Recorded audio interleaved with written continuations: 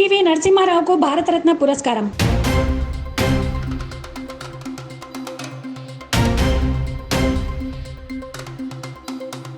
Sadasivpet municipal chairman పై నెగ్గిన అవిశ్వాస తీర్మానం.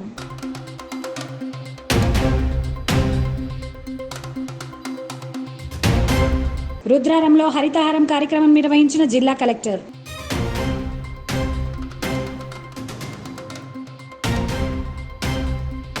హజ్రత్ ఫతేఖాన్ దర్గాలో ప్రత్యేక ప్రార్థనలు చేసిన బీరయ్య యాదవ్. తెలంగాణ డ్రైవర్ల యూనియన్ ఆధ్వర్యంలో ఎంఆర్ఓ కార్యాలయం ఎదుట ధర్నా. శ్రీ గణేష్ గడ్డ సిద్ధి గణపతి దేవస్థాన ఆవరణంలో నేడు పారిశుద్ధ కార్యక్రమంలో భాగంగా సంగారెడ్డి జిల్లా కలెక్టర్ క్రాంతి ముఖ్య అతిథిగా విచ్చేసి పల్లె ప్రకృతి వనం గ్రీన్ ఇండియా ఛాలెంజ్ వనంలో మొక్కలు నాటారు. అనంతరం వారు మాట్లాడుతూ ప్రభుత్వం చేపడుతున్న సంక్షేమ పథకాలు ప్రజల్లోకి తీసుకెళ్లే విధంగా అధికారులు, గ్రామ ప్రజలు, ముఖ్యంగా మహిళలు తడి చెత్త, పొడి చెత్త విషయం కానీ, గ్రామ పరిశుభ్రత, పరుచు విధానం మరియు ప్లాస్టిక్ బ్యాగుల నిషేధం, క్లాత్ బ్యాగులు గ్రామ మహిళలు తయారు చేయాలి మరియు అభివృద్ధికి సహకరించాలని అన్నారు. ఈ కార్యక్రమంలో జిల్లా collector Kranti, DLPO Satish Reddy, MPDO Bansulal, RDO, వివిధ శాఖల అధికారులు, తాజా మాజీ గ్రామ సర్పంచ్ సుధీర్ రెడ్డి, ఆలయ మాజీ చైర్మన్ నరసింహారెడ్డి, గ్రామ పంచాయతీ సిబ్బంది, మహిళలు పాల్గొన్నారు. ప్రత్యేక పారిశుద్ధ్య వారోత్సవాలని మనం వారం రోజుల పాటు కార్యక్రమం చేసుకుంటున్నాము. ఈ వారం రోజుల్లో మీ గ్రామంలో ఏవైతే గార్బేజ్ వనరబుల్ పాయింట్స్ అంటే చెత్త కుప్పలు, చెత్త దిబ్బలు మరియు పారిశుద్ధ్య పరంగా ఉన్న సమస్యలు ఏవైతే ఉన్నాయో, డ్రైన్స్ బ్లాకింగ్ కానీ, ఇవన్నీ కూడా ఈ వారం రోజుల్లో క్లియర్ చేసుకోవాల్సి ఉంటుంది. సో గ్రామస్తులందరూ కూడా సహకరించాల్సి ఉంటుంది. మీ అందరు భాగస్వామ్యులు అయితేనే మీ గ్రామం పరిశుభ్రంగా తీర్చిదిద్దుకునే అవకాశం ఉంటుంది. ఓన్లీ మన శానిటేషన్ వర్కర్స్ ద్వారా మనకు ఎంతో ఎక్కువ చేయడానికి సాధ్యం కాదు. బట్ గ్రామంలో అందరూ కూడా ఈ కార్యక్రమంలో పాల్గొనాలి. అంటే ముఖ్యంగా ఈ షాప్స్ వాళ్ళు ఉంటారు, రెస్టారెంట్స్, డాబాలు ఉంటారు, వాళ్ళందరూ కూడా వాళ్ళు చేయాల్సిన పారిశుద్ధ్య కార్యక్రమాలు చేయాలి. అంటే ప్రతి డాబా, ప్రతి రెస్టారెంట్లో కూడా ఒక కంపోస్ట్ పిట్ వాళ్ళే ఏర్పాటు చేసుకోవాలి. పంచాయత్ సెక్రటరీ ఉన్నారా? డాబాస్, రెస్టారెంట్లు ఉన్నాయా? 2 వారాల లోపల ఏర్పాటు చేసుకోమని చెప్పండి. మన గ్రామ పంచాయతీకి ఓన్లీ ప్లాస్టిక్ డ్రై వేస్ట్ తప్పితే మిగతా వెట్ వేస్ట్ రాకూడదు. ఎవరి ఇళ్ళల్లో వాళ్ళు కంపోస్ట్ అయ్యే విధంగా ప్లాన్ చేసుకోండి. ముఖ్యంగా అట్లీస్ట్ ఈ పెద్ద పెద్ద డాబాలు అంతా కూడా కంపోస్ట్ అయ్యే విధంగా చూడండి. అండ్ మహిళా సంఘాలందరూ ఉన్నారు కాబట్టి మీరు క్లాత్ బ్యాగ్స్ తయారు చేయండి అమ్మా. ఇప్పుడే మనం టెంపుల్ విజిట్ చేసుకుని వచ్చాము, అక్కడ ప్లాస్టిక్ కవర్లలో ఇస్తున్నారు. సో మీరు క్లాత్ బ్యాగ్స్ చేస్తే మీవే అక్కడ వాడే విధంగా మనం ఏర్పాటు చేయొచ్చు. పేపర్ బ్యాగ్స్, క్లాత్ బ్యాగ్స్ చేయడానికి సులువే, మీకు కూడా ఆదాయం వస్తుంది దాని నుంచి. ప్లాస్టిక్ కూడా మనం నిర్మూలించిన వాళ్ళం అవుతాం.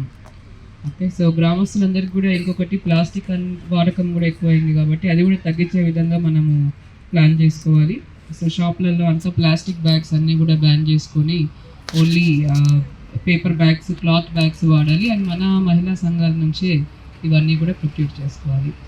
సో దీంతో సెలవు తీసుకుంటున్నాను. Thank you madam. నిన్న అడిషనల్ కలెక్టర్ వచ్చారు మేడం, కూడా ఏర్పాటు మహిళలతో శ్రమదానం ఉంటే అది ఏర్పాటు చేశాం మేడం. మా దగ్గర 109 గ్రూపులు ఉన్నాయి మేడం.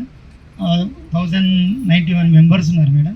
నిన్న కూడా వాళ్ళకు ప్లేట్ తయారు చేసే మిషన్ కూడా కొండపాకలు ఏదో ఉందంట, తీసుకెళ్తామని చెప్పారు. వాళ్ళు కూడా ముందుకు వస్తారు. మీరు చెప్పిన టెంపుల్ ఉంది మా దగ్గర, అది క్యారీ బ్యాగులు ప్లస్ ప్లేట్లు కూడా వాళ్ళు ముందుకు వస్తారు. వాళ్ళకి సహకరించి మహిళలు అన్నింటిలో ముందుంటారు మేడం. మా దగ్గర ఈ వారోత్సవాలు కాకుండా కూడా ఇయర్లీ 3 times మీటింగ్ ఉంటుంది మేడం. అందులో వాళ్ళు చెత్త, తడి, పొడి చెత్త గురించి కూడా వాళ్ళు అవగాహన చేసి ఇంటింటికి కూడా చెప్తుంటారు మేడం.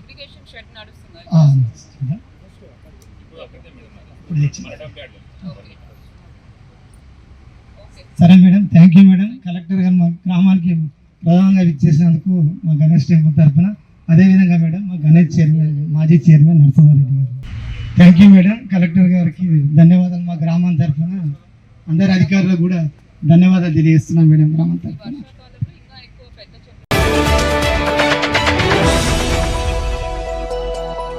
పటాన్చెరు పట్టణంలో ఎంఆర్ఓ కార్యాలయం ముందట తెలంగాణ డ్రైవర్ యూనియన్ ఆధ్వర్యంలో ధర్నా నిర్వహించారు. అనంతరం వారు మాట్లాడుతూ ఎంఆర్ఓ భాస్కర్ యూనియన్ డ్రైవర్ల దగ్గరికి వచ్చి పటాన్చెరు నియోజకవర్గంలో ఎమ్మెల్యే ఎలక్షన్స్ ఉన్నాయి, మీవి 85 బళ్ల దాకా నియోజకవర్గంలో ప్రతి పోలింగ్ బూత్లో మొత్తం తిరగాలి అని మాతో అనగానే, మరి మాకు అమౌంట్ ఎలా ఇస్తారు, 45 లక్షల దాకా అవుతుంది అని వివరంగా చెప్పాము. సరే, ఎలక్షన్లు అయిపోగానే మీకు అమౌంట్ ఇప్పిస్తాను అని మాతో అన్నారు. ఇప్పుడు ఎలక్షన్ అయిపోయి దగ్గర 5 నెలలు అవుతోంది. ఎప్పుడు వెళ్ళి కలిసినా 2 రోజుల్లో 3 రోజుల్లో పంపిస్తాను అని మమ్మల్ని పంపించాడు. మాకు రెక్కాడితే కానీ డొక్క నిండదు. మేము చాలా ఆర్థికంగా నష్టాల్లో ఉంటాము. అలాంటి మమ్మల్ని వేధించడం సరికాదని ఈరోజు మేము ధర్నా చేయడం జరిగింది. మాకు 2-3 రోజుల్లో మా అమౌంట్ మాకు రాకుంటే మీ మీద తెలంగాణ యూనియన్ డ్రైవర్లు అందరం కలెక్టర్కు ఫిర్యాదు చేస్తామని అన్నారు.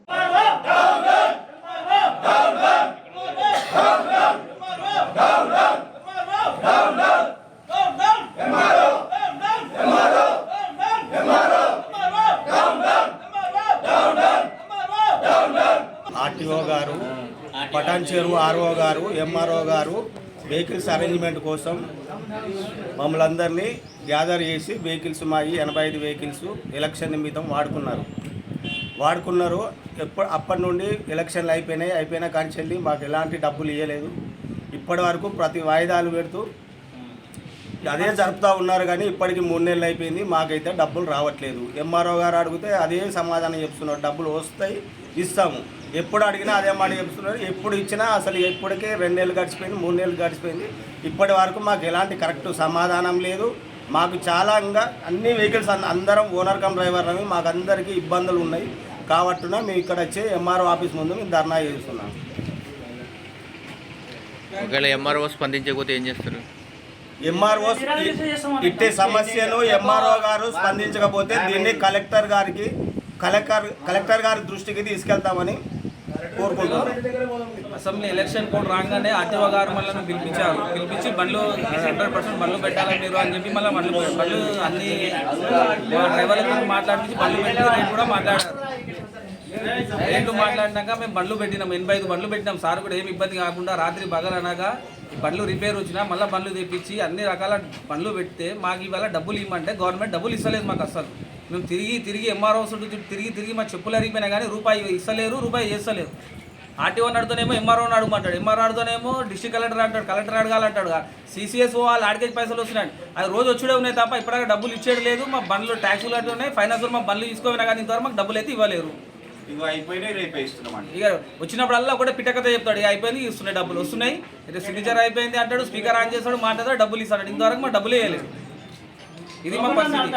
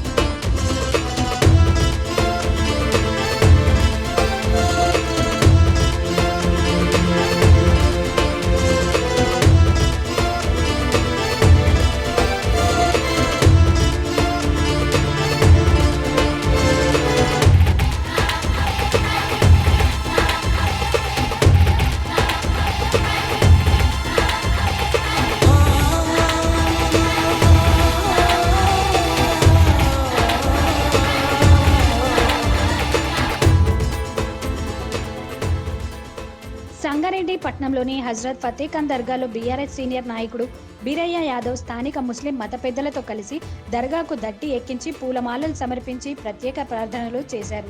అనంతరం మత పెద్దలు మెదక్ లోక్సభ అభ్యర్థిని పూలమాలలతో సత్కరించారు. అన్ని మతాలకు రాజ్యాంగం ప్రకారము అందరికీ సమాన హక్కులు ఉన్నాయని, కుల మత ప్రాంత విభేదాలు లేకుండా అందరూ అన్నదమ్ముల్లా జీవించవలసిన అవసరం ఉందని అన్నారు.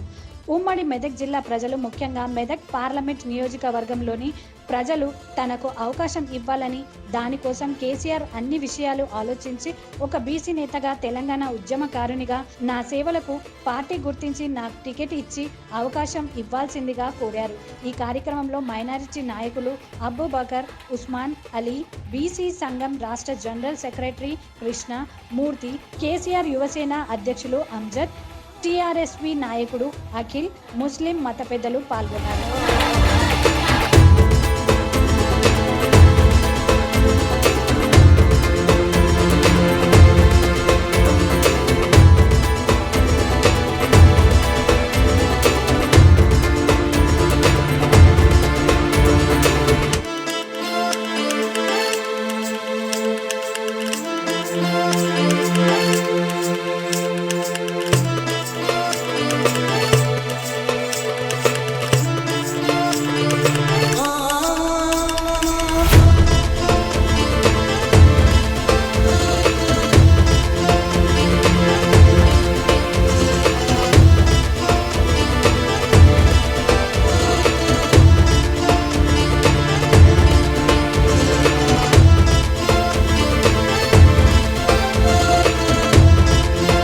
अस्सलामुअलैकुम रहमतुल्लाहि व बरकातुहू।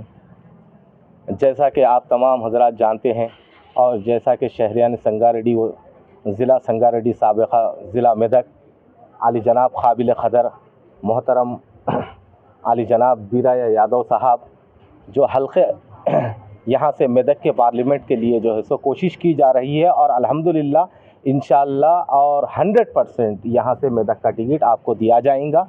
సలాం ఈరోజు సంగారెడ్డి పట్టణంలోని అతి మహిమాన్విత మహత్యం గల ఫతేఖాన్ దర్గాకు సందర్శించుకోవడం జరిగింది.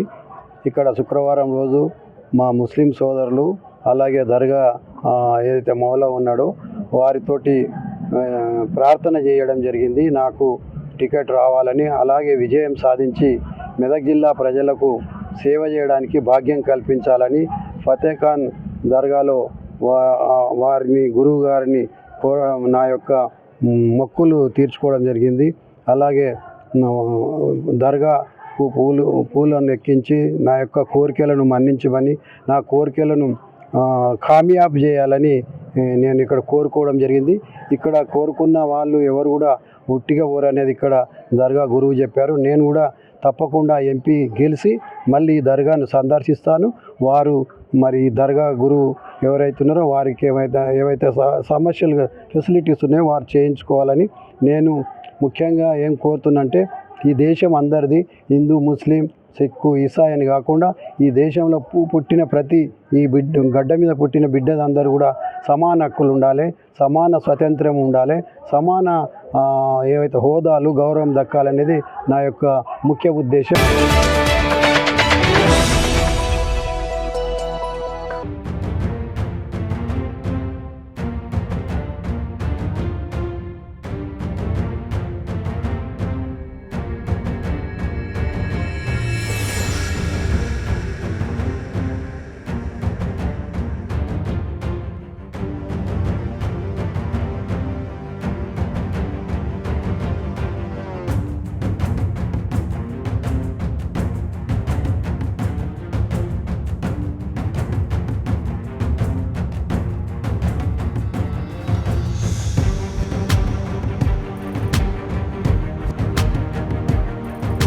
సదాశివపేట్ మున్సిపాలిటీ చైర్మన్ పిల్లోడి జయమ్మపై పెట్టిన అవిశ్వాస తీర్మానం నెగ్గింది. శుక్రవారం ఉదయం 11 గంటలకు అవిశ్వాస తీర్మానంపై ప్రిసైడింగ్ అధికారి ఆర్డీఓ రవీందర్ రెడ్డి ప్రత్యేక సమావేశాన్ని ఏర్పాటు చేశారు. ఈ సమావేశంలో 22 మంది కౌన్సిలర్లు పాల్గొన్నారు. 18 మంది హాజరైతే కొరం ఉన్నట్లు లెక్క. సమావేశానికి 22 మంది హాజరు కావడంతో మున్సిపాలిటీలో కొరం ఉండడంతో ప్రిసైడింగ్ అధికారిగా వ్యవహరించిన ఆర్డీఓ రవీందర్ రెడ్డి సమావేశాన్ని నిర్వహించారు. హాజరైన 22 మంది అవిశ్వాసానికి అనుకూలంగా చేతులు ఎత్తడంతో అవిశ్వాసం నెగ్గినట్టు ప్రకటించారు. ఈ విషయాన్ని జిల్లా కలెక్టర్ సిడిఎంకు నివేదిస్తామన్నారు. ఈ సమావేశంలో మున్సిపల్ కమిషనర్ శ్రీనివాస్ రెడ్డి, తహసీల్దార్ సరస్వతి పాల్గొన్నారు. మున్సిపల్ కార్యాలయం వద్ద సిఐ బాలస్వామి ఆధ్వర్యంలో బందోబస్తు ఏర్పాటు చేశారు.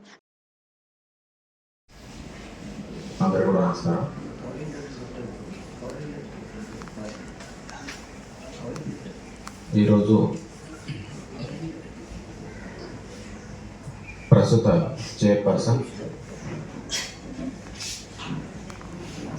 పిల్లోడి జయమ్మ గారి పైన అవిశ్వాస తీర్మానానికి సంబంధించిన ప్రత్యేకమైన సమావేశం ఏర్పాటు చేసుకోవడం జరుగుతుంది.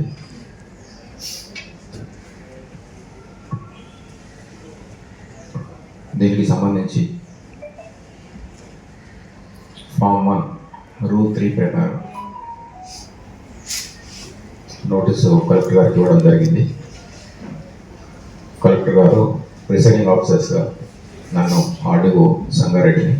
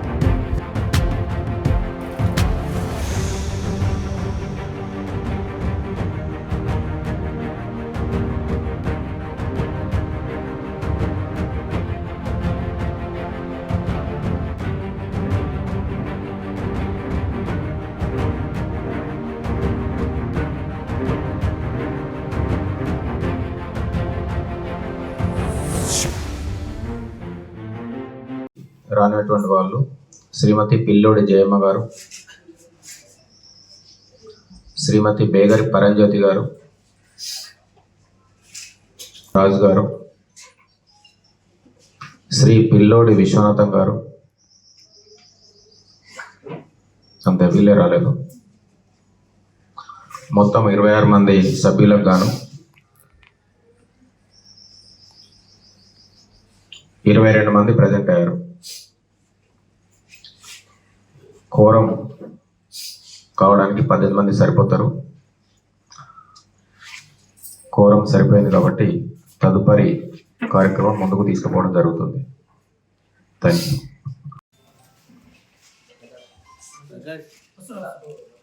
పర్లేదు, మీరు లావట్టండి.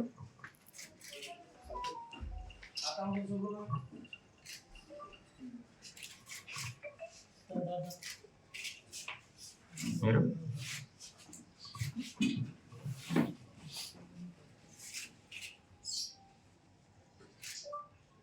వచ్చిన వాళ్ళందరూ ప్లీజ్ ఎవరు వ్యతిరేకంగా ఓటు వేయడానికి ఉన్నారో వాళ్ళు హ్యాండ్స్ రేజ్ చేయండి. కూడా తీర్మానానికి అనుకూలంగా మీరు ఓటు వేశారు చేతులు కాబట్టి. ఈ తీర్మానానికి వ్యతిరేకంగా ఎవరు కూడా ఓటు వేయలేదు, చేతులు లావట్లేదు కాబట్టి అంతా రికార్డ్ చేసుకున్నాం. దయచేసి ఒక 10-15 నిమిషాలు అక్కడే ఉండండి. తర్వాత మినిట్స్ సర్క్యులేట్ చేయడం జరుగుతుంది. మీ సిగ్నేచర్లు తీసుకుంటాం. Thank you.